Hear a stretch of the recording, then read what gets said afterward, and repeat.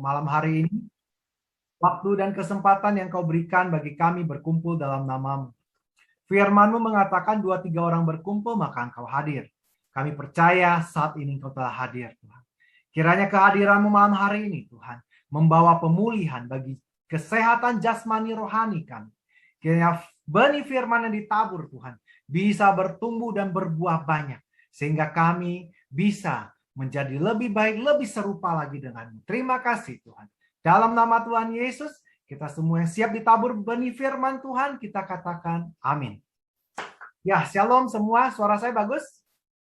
Oke, terima kasih. Terima kasih untuk kesempatannya yang diberikan pada Pak Hari, Pak Panggabean, juga Pak Makmur. Terima kasih untuk semua. Ya, shalom buat Ibu Mimi juga yang baru hadir. Ya, terima kasih. Oke, hari ini saya akan bawakan tema yang banyak dicari orang di masa pandemik. Nah, gitu kan. Ya, temanya saya bilang adalah yang saya ambil adalah mau sembuh? Nah, dengan tanda tanya yang besar. Nah, gitu ya. Mau sembuh nggak? Nah, sembuh dari apa? Kesehatan jasmani dan rohani. Banyak orang di masa pandemik ini nggak cuma sakit fisiknya, juga sakit rohaninya. Nah, ya. Karena belakangan ini saya selalu menangani banyak pelepasan yang memang asalnya dari berbagai macam alasan. Nah, baik yang kesehatan jasmani maupun rohani. Nah, gitu ya. Jadi hari ini saya akan coba share. Oh, saya belum bisa share ya. Bisa di setting Pak Hari?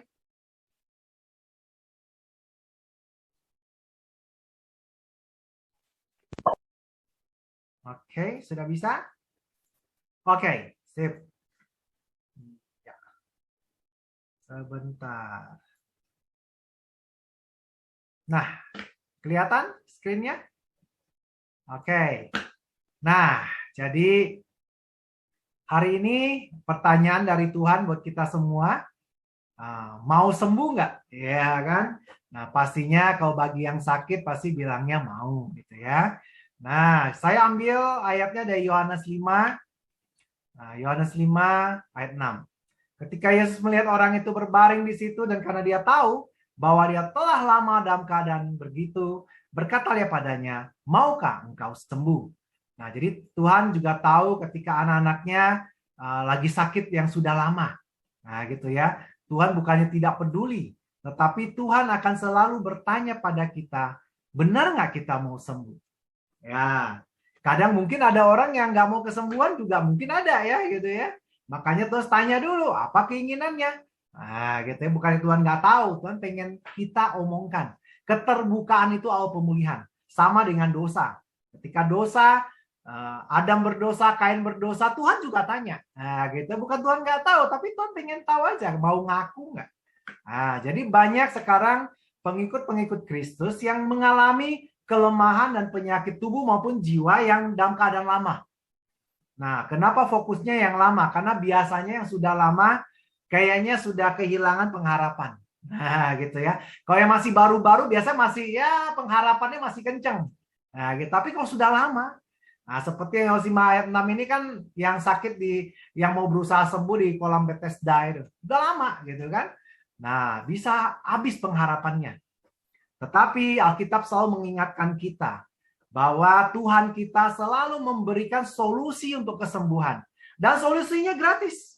Nah, gitu ya. Kalau yang cerita orang yang di kolam Bethesda itu, dia masih harus membayar harga. Apa dia harus tunggu orang untuk ngangkat dia masuk ke kolam.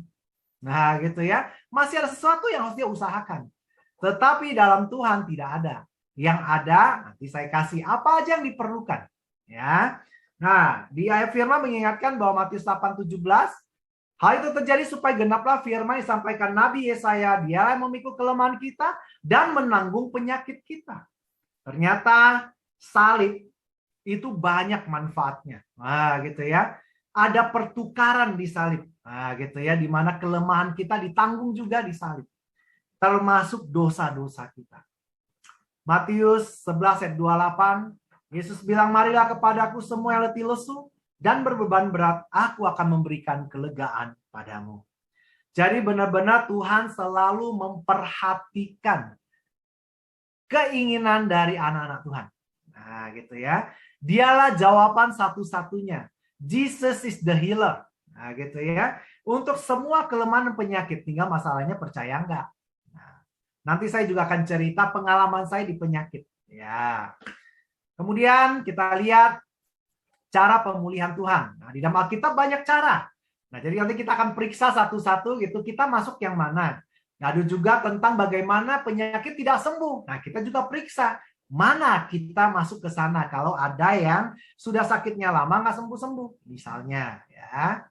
Nah, mendapat pemulihan pertama datang pada Tuhan yang iman percaya penuh akan kuasanya.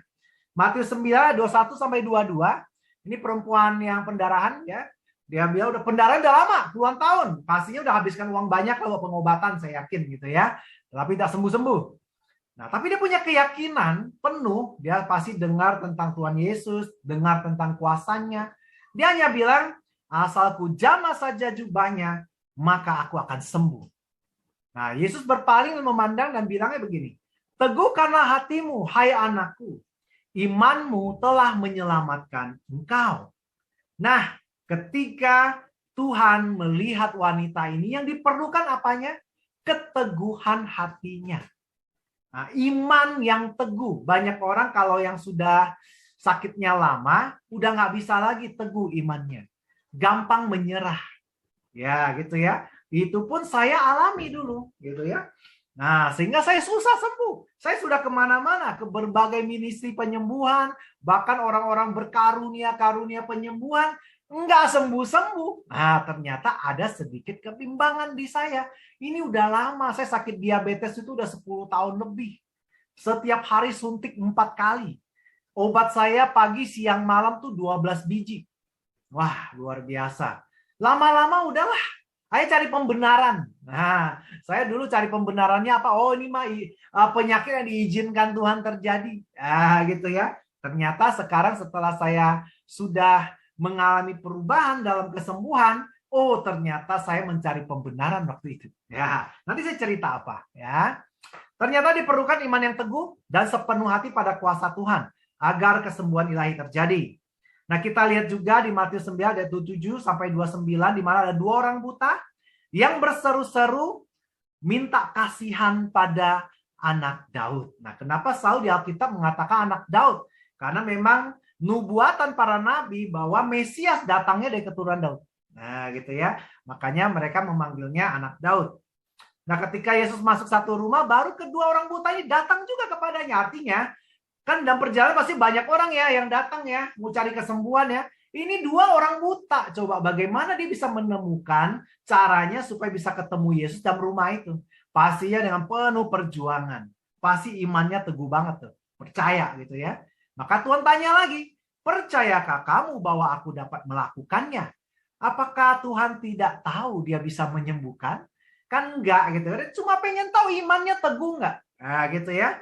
Dan mereka menjawab, ya Tuhan, kami percaya. Akhirnya Tuhan bilang, jadilah kepadamu menurut imanmu. Kesembuhan pasti terjadi sejalan dengan iman percaya. Nah, tidak bisa terjadi tanpa iman percaya. Nah, sedikit pun kebimbangan akan membuat tidak maksimal. Kemudian yang kedua adalah harus punya hati yang meminta belas kasihan. Nah, dan juga dengan rendah hati terus-menerus memohon. Banyak orang suka setengah-setengah. Doa, mungkin doa setengah tahun, udahlah gitu ya, udah males lah. Udahlah gitu kan. Nah, ini kita lihat contoh di Matius 20, 30 sampai 34. Ini juga 2 orang buta juga, bukan yang tadi, ini yang lain lagi. Ini yang duduk di pinggir jalan, dia dengar Yesus lewat gitu. Terus dia berseru, Tuhan anak Daud, kasihanilah kami. Apa yang mereka alami ketika berseru, ternyata diomelin orang. Orang banyak ya yang egois gitu ya, yang datang maunya saya duluan yang disembuhkan. Tapi mereka sehat, bisa melihat gitu ya. Mereka marah-marahin sama yang buta ini. Suruh mereka diam. Nah, tapi mereka enggak. Dengan halangan itu mereka tetap dengan rendah hati terus-menerus berteriak. Mengakui Yesus sebagai Tuhan, berteriak, Tuhan anak Daud, kasihanilah kami.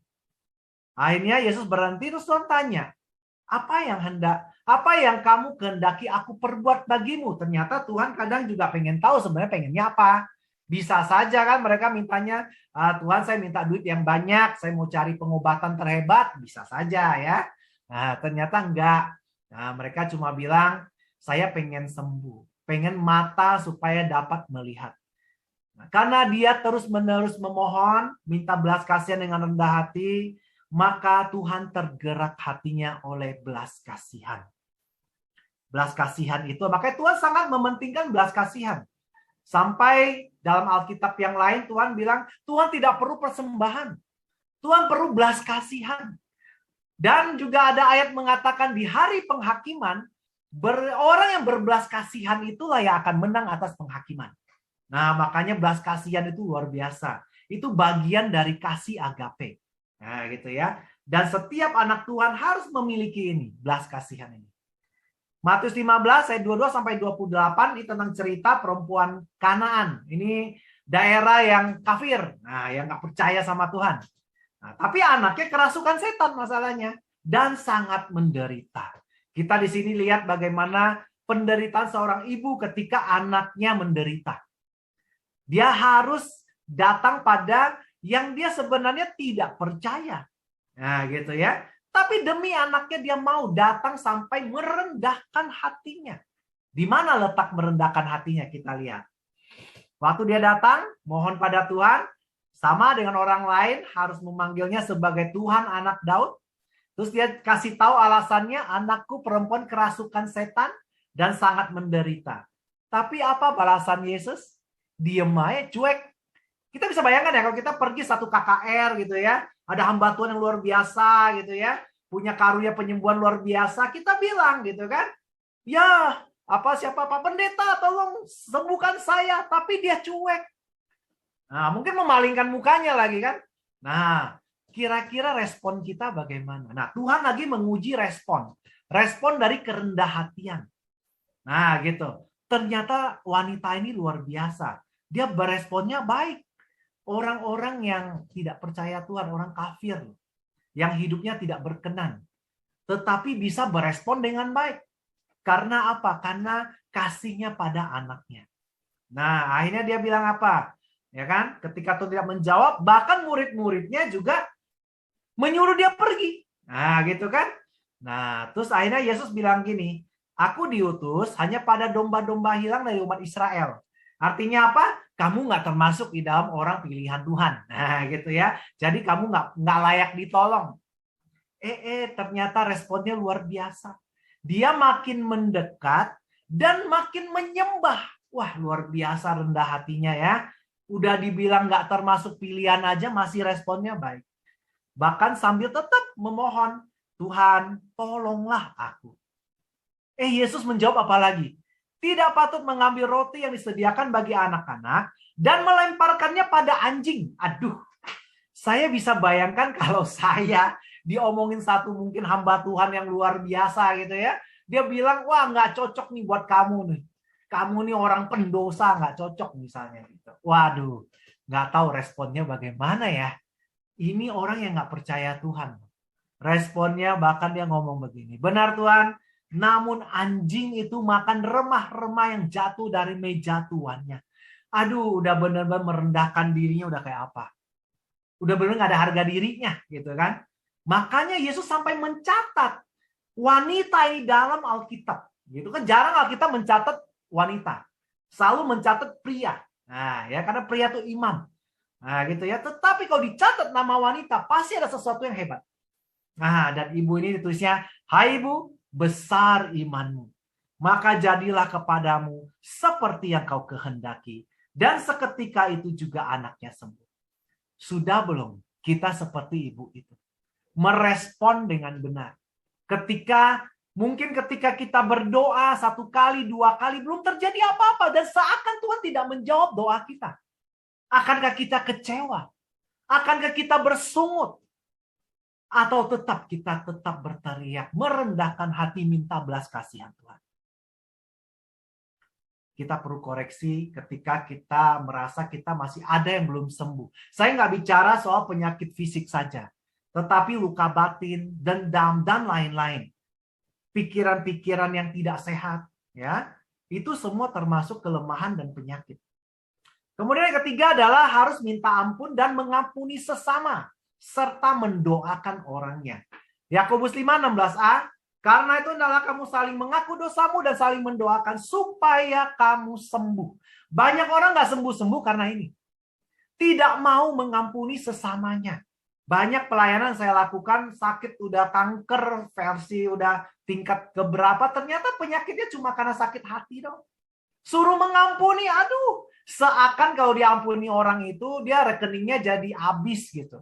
Atau mungkin kilogram badannya jadi berkurang 10 kilo kali. Padahal kalau mengampuni cuma di otak doang, di pikiran, nggak ada apa-apa yang rugi. Tapi heran manusia nggak mau. Nah gitu ya. Tetapi di sini ditulis supaya kamu sembuh. Banyak orang nggak sembuh. Pikirnya hanya ngaku dosa sama Tuhan selesai. Ternyata kalau tidak mengampuni orang lain, nggak selesai-selesai itu. Kita harus bisa mengampuni sama seperti Tuhan mengampuni kita. Kolose 3:13. Ampunilah seorang yang akan yang lain apabila yang seorang menaruh dendam terhadap yang lain. Virus yang paling berbahaya zaman sekarang bukan virus corona, tetapi virus kebencian. Karena di 1 Yohanes ditulisnya, seorang yang membenci saudaranya adalah pembunuh manusia, dan pembunuh manusia tidak ada kekekalan. Itu ada di Wahyu 21 ayat 8 juga. Orang-orang yang berada di luar langit bumi baru. Salah satunya adalah pendusta dan pembunuh. Dan di Alkitab bilang, kalau yang membenci saudaranya, tetapi bilang mengasihi Tuhan, dia pendusta. Nah itu. Kau masih benci orang. Terus masih benci orang, dia juga pembunuh. Itu berada di luar kerajaan. Nah gitu ya. Makanya hati-hati. Udah mati nggak diterima, di dunia juga sakit, menderita. Wah, luar biasa ya ternyata pengampunan itu ya.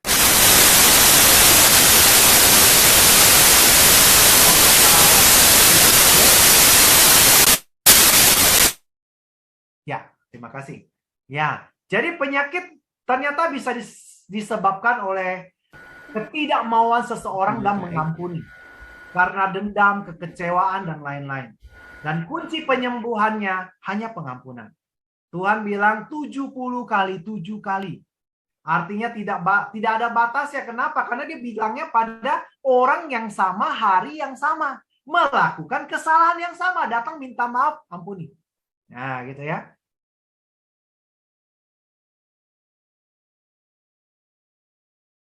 Bapamu di sorga juga akan mengampuni kamu juga. Artinya pengampunan dimulai dengan kesesama dulu. Baru ke Tuhan. Nah gitu, jangan dibalik. Datang-datang minta ampun sama Tuhan, Tuhan nanya udah ngampun orang lain belum? Belum. Nah, selesaikan dulu. Makanya kalau di Alkitab yang lain mengatakan, kalau mau berdoa mempersembahkan sesuatu, tinggalkan persembahanmu bila masih ada selisih dengan orang lain. Jangan ke Tuhan dulu, ke sesamamu dulu selesaikan. Jadi kesembuhan ilahi hanya bisa terjadi maksimal bila kita sudah mengampuni. Kemudian yang keempat, barulah pengampunan dari Tuhan. Nah, Matius 9 ayat 2, kemudian ayat 6 sampai 7. Ini tentang seorang yang lumpuh. Nah, lumpuh. Tapi Yesus melihat iman mereka. Nah, gitu. Ini orang yang beriman sebenarnya. Berarti orang-orang yang kayak kita lah. Yang sudah percaya pada Yesus. Gitu kan. Tetapi ketika Tuhan menyembuhkannya, Tuhan nggak langsung suruh dia bangun dan berjalan. Enggak. Dia bilang, percayalah anakku, dosamu sudah diampuni. Ternyata dia sakit karena ada dosa yang tidak diakuinya pada Tuhan. Nah, sehingga menyebabkan dia nggak sembuh. Nah, makanya barulah setelah diampuni dosanya, Tuhan bilang, bangunlah, angkatlah tempat tidurmu, dan pulanglah ke rumahmu. Makanya 1 Yohanes 1:9 bilang, jika kita mengakui dosa kita, maka Ia adalah setia dan adil, sehingga akan mengampuni segala dosa kita dan menyucikan kita dari segala kejahatan. Dua hal yang Tuhan lakukan ketika kita mengaku dosa kita, mengampuni dan menyucikan. Ketika sudah disucikan, berarti kita sudah dalam keadaan orang yang kudus. Hanya orang kudus yang karya ilahi bisa bekerja maksimal. Nah, dosa pada Tuhan akan mendatangkan penyakit. Ya, ada sebutnya juga kutuk gitu ya. Dan hanya dengan minta ampun pada Tuhan, maka kesembuhan bisa terjadi. Ya. Kemudian kita lihat lagi penyebab kesembuhan tidak terjadi. Yang tadi misalnya kita udah cek nih, ya kan? Wah, semua saya cek nih. Udah nih, tapi nggak sembuh juga. Kenapa ya? Nah, pertama, Ketidakpercayaan, bimbang, keraguan pada kuasa Tuhan yang sudah dinyatakan. Nah, jangan maksudnya gini. Orang bisa PKKR, tadinya udah pakai iman nih, ya kan? Percaya. Naik kursi roda datangnya, disembuhkan, jalan gitu kan, pulang ke rumah bimbang.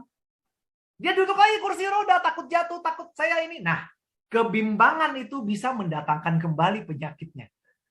Gitu. Kayak orang misalnya takut sama setan gitu kan. Saking takutnya dia kerasukan malah gitu ya. Disembuhkan, pulang ke rumah takut lagi. Gitu ya. Jadi kebimbangan seperti itu, ketidakpercayaan bahwa kuasa ilahi sudah menyembuhkannya. Itu bisa membawa kembali tuh penyakit. Nah, Matius 13 ayat 58. Karena ketidakpercayaan mereka, tidak banyak mujizat diadakan di situ. Mujizat tidak bisa terjadi kalau kita penuh dengan kebimbangan. Matius 17, 16, 17. Nah, ini tentang pelayan Tuhan ya, murid-murid Tuhan. Yang sudah ikut Tuhan bertahun-tahun, dan mereka sudah lihat mujizat-mujizat Tuhan. Tetapi mereka tetap tidak percaya tentang penyembuhan. Sampai Yesus harus marah. Hai kamu angkatan yang tidak percaya dan yang sesat. Bayangin. Cuma karena bimbang aja disebut sesat. Nah gitu ya. Jadi kadang kita jadi pelayan juga kadang begini. Kita ada membagi-bagi penyakit yang kecil, penyakit yang besar. Nah gitu ya. Bukan hanya dosa. Dosa kadang ya kita bilang ada dosa kecil, dosa besar. Ternyata penyakit juga ada.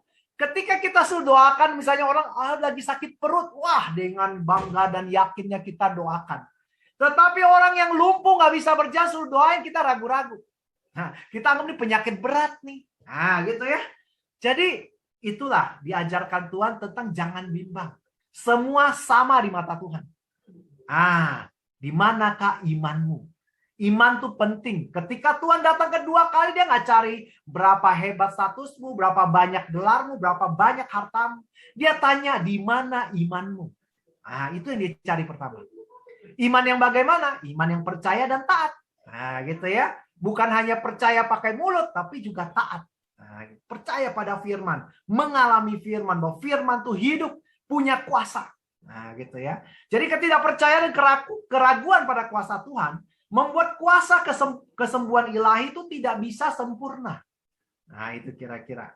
Kemudian yang kedua, nah ini yang saya mau cerita penyakit saya. Pencemaran jasmani akibat kesalahan gaya hidup. 2 Korintus 7 ayat 1. Saudara-saudara kekasih, karena sekarang kita memiliki janji-janji itu, mari kita menyucikan diri kita dari semua pencemaran jasmani dan rohani, dengan demikian menyempurnakan kekudusan kita dan takut akan Allah. Saya sudah cerita, saya punya penyakit diabetes yang sudah 10 tahun lebih. Sudah suntik 4 kali sehari.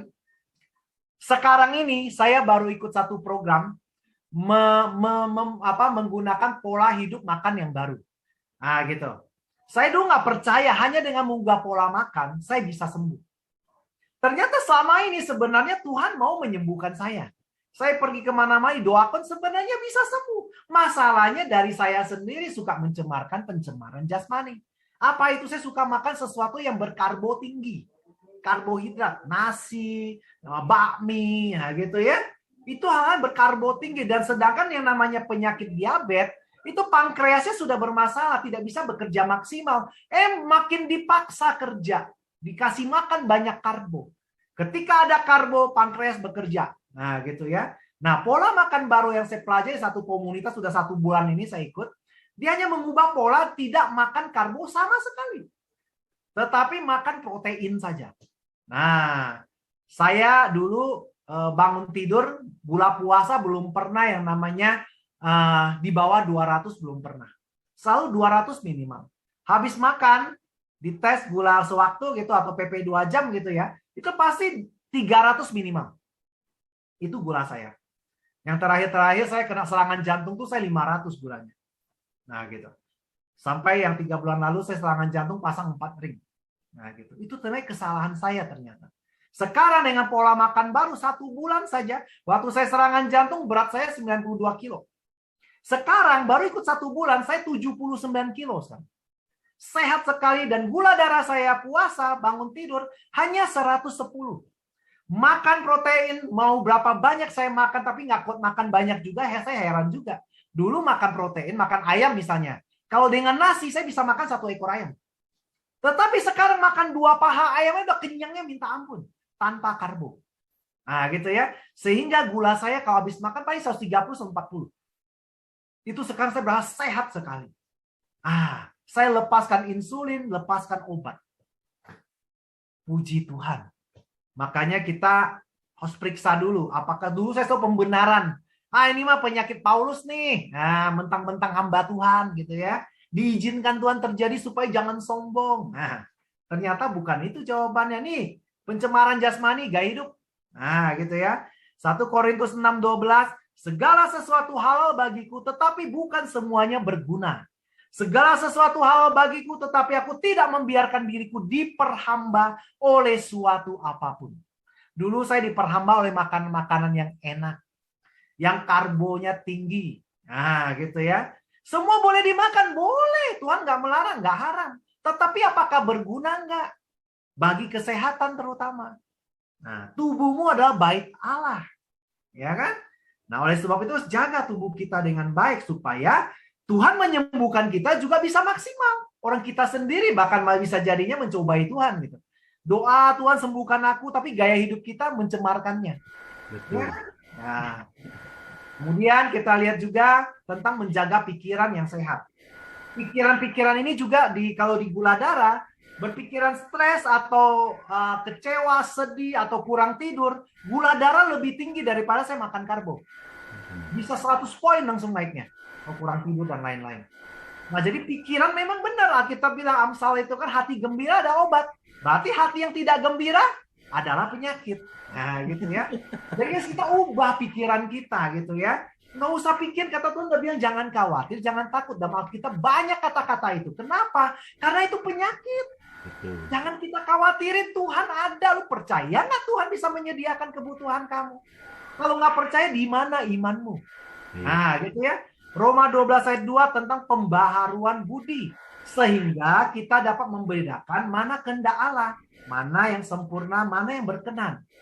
Kita harus ganti pikiran dan perasaan kita dengan perasaan dan pikiran Kristus. Filipi 2 ayat 5. Gitu ya. Jadi gantilah dengan apa? Dengan firman.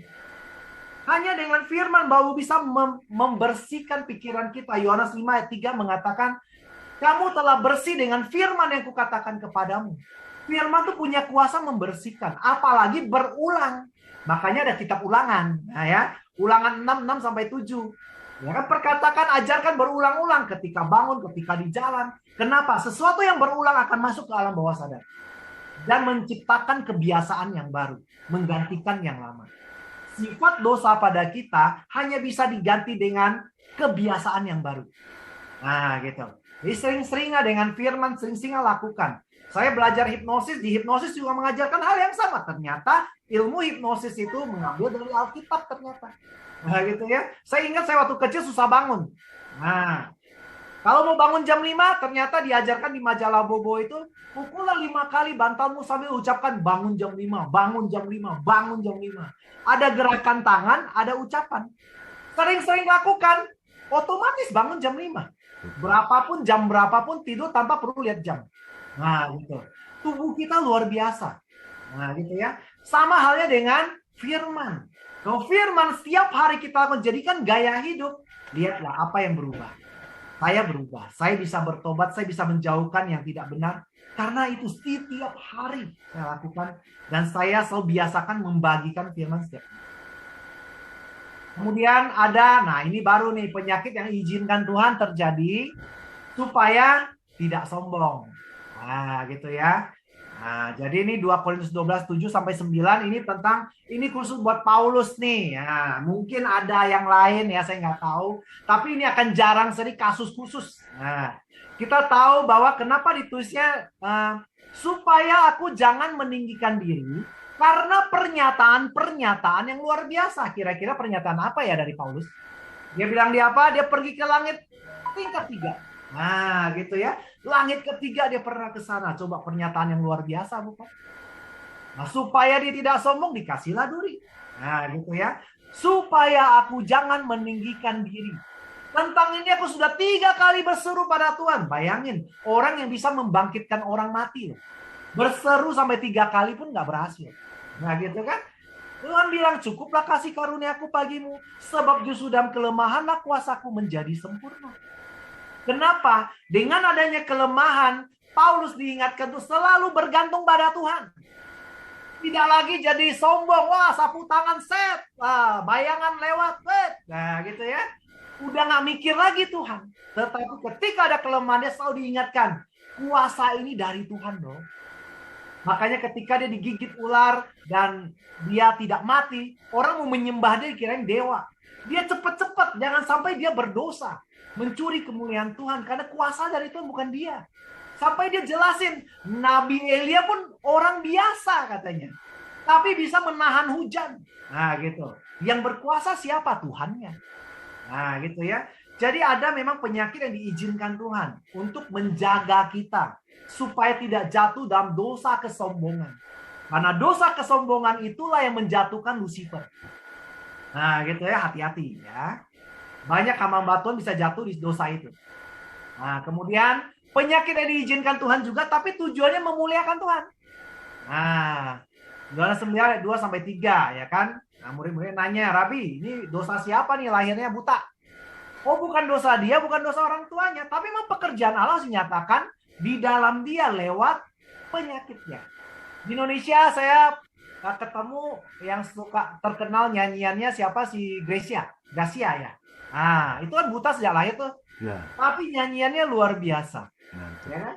Ada lagi satu yang internasional tuh yang nggak ada tangan, nggak ada kaki, cuma badannya doang. Tapi internasional, siapa tuh namanya susah itu. Nah, nah itu luar biasa. Itu karena Tuhan mau pakai kelemahannya memuliakan Tuhan. Jangan kita malah sedih melihat dia, enggak, itu keuntungan bagi dia.